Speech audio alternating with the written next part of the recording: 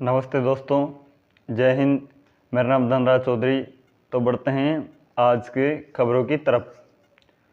तो दोस्तों, जो हमास और जो हिजबुल्लाह है उसके ऊपर वॉकी टॉकी और जो फेज़र हैं उन में जो विस्फोट हुआ था, उसके अलावा और भी खबरें आ रही है।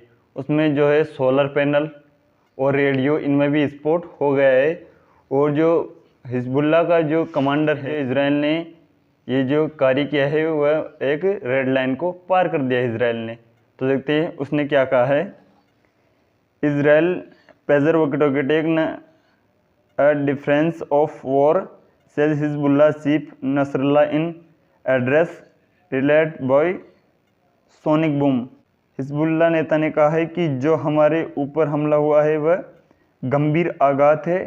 इजराइल ने रेड लाइन पार कर दिया, अर्थात उनका चीफ का जो नसरल्ला है, इसका कहना है कि जो इजराइल ने सारी हदें पार कर दी, अब तो हम यहूदियों को ठोकेंगे या फिर ये हमारे ऊपर सीधा युद्ध है।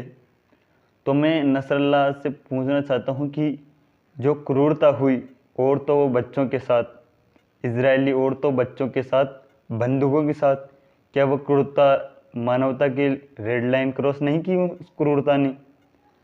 परंतु जब इनके औरतों बच्चों पर आँच आई, क्योंकि ये लोग ही ऐसे नहीं, ये पहले औरतों बच्चों का ही नाम लेंगे, ये पहले औरतों बच्चों का ही गाना गाएंगे या औरतों बच्चों का ही ढिंडोरा पीटेंगे। चाहे मरे आदमी हो, चाहे 30 व्यक्ति मरे हों, परंतु ये पहले औरतों बच्चों के लिए कहेंगे, क्योंकि ये लोग ही ऐसे हैं ना। तो मैं पूछना चाहता हूँ कि जो औरतों बच्चों पर दुष्प्रभाव हुआ या उनके साथ गलत हुआ, क्या वह हिजबुल्लाह ने रेड लाइन पार नहीं की थी तब? क्या हमास ने तब रेड लाइन पार नहीं की थी?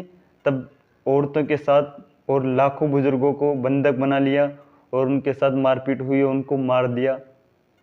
तब कहाँ थी ये रेड लाइन? तब कहाँ थी ये सिंपैथी? तो ये कुछ नहीं है। जब इनको मार पड़ रही है तो ये मैं चिल्ला रहे हैं, और इन्होंने भाइयों ने धमकी भी दे दी, देखो इजराइल को, कि हम ये सीधा हमारे ऊपर युद्ध थोपा जा रहा है या फिर ये युद्ध की स्थिति पैदा की जा रही है। और भाई को इतना डर लग रहा है कि ये सामने भी नहीं आ रहा, भाई सीधा वीडियो कॉन्फ्रेंस कर रहा है, क्या पता कहाँ से वीडियो रिलीज कर रहा है। इसकी इतनी फटी हुई है कि इजराइल डिफेंस फोर्सेस से, कि ये बंदा सामने भी नहीं आ रहा, पता नहीं किस गुफा से या किस बंकर से ये वीडियो कॉन्फ्रेंस कर रहा है या वीडियो डाल रहा है, परंतु ये सामने नहीं आ रहा खुल के, भाई मैं यहाँ हूँ। क्योंकि इसको पता है जैसे ही आईडीएफ को पता लगेगा, मोसाद को पता लगेगा, पहले ये निपटाया जाएगा, पहले इसको निपटाएगी मोसाद, फिर बात करेगी दोबारा भाई अब किसका नंबर है। तो ये बंदा नाम भी नहीं ले रहा किसी का, और इसको पता भी नहीं है, किसी को पता भी नहीं है ये है कहाँ, परंतु इसके वीडियो में लाइव प्रसारण हो रहा है। और जब ये बात कर रहा है तो इजराइल ने धमा एयर स्ट्राइक कर दी, या इसको बोल दिया ले अब उखाड़, क्या उखाड़ना है। इजराइल ने सीधे सीधे बोल दिया कि ले उखाड़, अब क्या उखाड़ना है। जब इसका लाइव प्रसारण हो रहा था तो इजराइल वहाँ पर बमबारी कर रहा था, और ये कुछ भी नहीं कर पा रहा, क्योंकि इसने तो किसी बंकर में बैठकर, इसके बच्चे थोड़ी मर रहे हैं, इसके बच्चे थोड़ी मर रहे हैं, इसने तो किसी भी बंकर में बैठकर बोल दिया, मर तो हम फिलिस्तीन रहा है, मर तो हम लोग रहे हैं, इसके थोड़े बच्चे मर रहे हैं। इसने तो बंकर में अच्छा सा वीडियो बनाया, बढ़िया एडिट किया उसे और इंटरनेट पे छोड़ दिया। तो इजराइल ने वहाँ से अपने फाइटर जेट उड़ाए और धमाधम इनको ठोक दिया। तो दोस्तों ये हो रहा है अभी वहाँ पर, और कुछ लोग नेगोशिएशन की बातें कर रहे हैं कि ये नेगोशिएशन हो जाए अमेरिका की तरफ से, परंतु ये बातें चल रही है। तो दोस्तों कल गजब हो गया। जो हमारे पड़ोसी हैं, जो नेटफ्लिक्स का सब्सक्रिप्शन है पाकिस्तान, वहाँ पर गजब हो गया। जो यूएन में पाकिस्तान के रिप्रेजेंटेटिव ने कहा है कि पाकिस्तान को और अफगानिस्तान को टेररिज्म से बचा लो। देख रहे हो आप, पाकिस्तान को और अफगानिस्तान को टेररिज्म से बचा लो। जो पाकिस्तान और अफगानिस्तान टेररिज्म की, जो पाकिस्तान अब टेररिज्म का जन्मदाता है, जिसने टेररिज्म शुरू किया है, जिसने टेररिज्म का पालन पोषण किया, वह बोल रहा है कि पाकिस्तान को और अफगानिस्तान को टेररिज्म से बचा लो। तो क्या कहा है देखिए, Pakistan blame Afghanistan for supporting terrorism group of TTP. अरे अभी तो मैं पहले तो मैं पूछ रहा हूँ कि टीटीपी तो तहरीक तालिबान पाकिस्तान, इसमें तो नाम ही पाकिस्तान का है। इसमें तो नाम ही पाकिस्तान का है। टीटीपी में तो पाकिस्तान ने कहा है कि टीटीपी की पूरे विश्व में बैन किया जाना चाहिए, नहीं तो ये आईएसआई की जगह लेगा। तो आईएसआई को किसने पैदा किया? आईएसआई को सपोर्ट और आईएसआई को शरण किसने दी? पाकिस्तान ने, अफगानिस्तान ने, मेजरली पाकिस्तान ने। अफगानिस्तान तो वहाँ पर तालिबान तो भी आए वहाँ पर 2-2.5 साल से।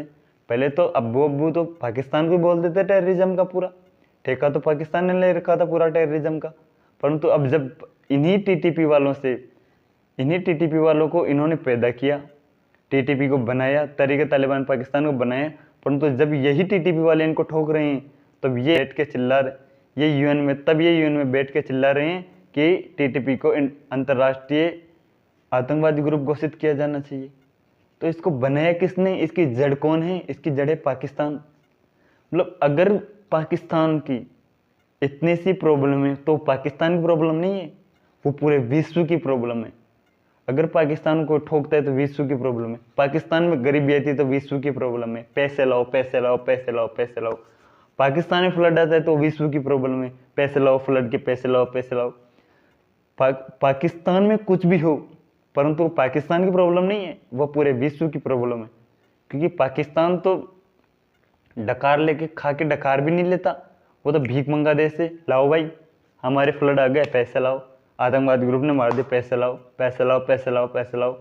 पाकिस्तान की प्रॉब्लम पाकिस्तान की नहीं है, पाकिस्तान की प्रॉब्लम पूरे विश्व की प्रॉब्लम है। तो ये भाइयों ने कहा है कि जो टीटीपी है उसको बैन किया जाना चाहिए। तो दोस्तों बढ़ते हैं आगे। जो भारत की इजराइल को वेपन देने की पॉलिसी है, तो भारत ने इस पॉलिसी के तहत हथियार देने में जो कमी है, जो हथियार देने में तटस्थता है इजराइल में, उसको फॉलो किया है। मतलब कि जो इजराइल को हथियार देने थे भारत ने, वो डिनाई कर दिए हैं। भारत तटस्थ है, अभी भारत किसी को वेपन नहीं दे रहा है। वैसे भी भारत ज़्यादा वेपन देता नहीं है इजराइल को, बहुत ही कम दिया थे जो भारत इजराइल को करता है। परंतु जो भी वेपन देने थे, जब शुरू में उनको वेपन की ज़रूरत पड़ी थी, आर्टिलरी की ज़रूरत पड़ी थी, तब भी भारत ने आनाकानी करके यही बीच वाला रास्ता अपनाया था कि हम किसी को हथियार नहीं दे रहे, हम बात करेंगे पीस की, हम बात करेंगे शांति की। भाई सब आओ, शांति से बैठो, बात करो, क्या दिक्कत है बात करो। इधर भारत इजराइल से बात कर रहा है, इधर भारत ईरान से बात कर रहा है कि दोनों आओ बैठो, क्या दिक्कत है। परंतु मैं भारत से को कहना चाहता हूँ कि इनको अग्नि दे दो, एक दो जो ये हिजबुल्लाह पे एक दो मार दें, इनको बड़े टाइट कर दें स्क्रू इनका। ये थोड़ा हवा में ज़्यादा हो गए हैं, इनका जब स्क्रू टाइट होगा तभी ये आएंगे सही से। तो इनको टाइट करना ज़रूरी है अभी।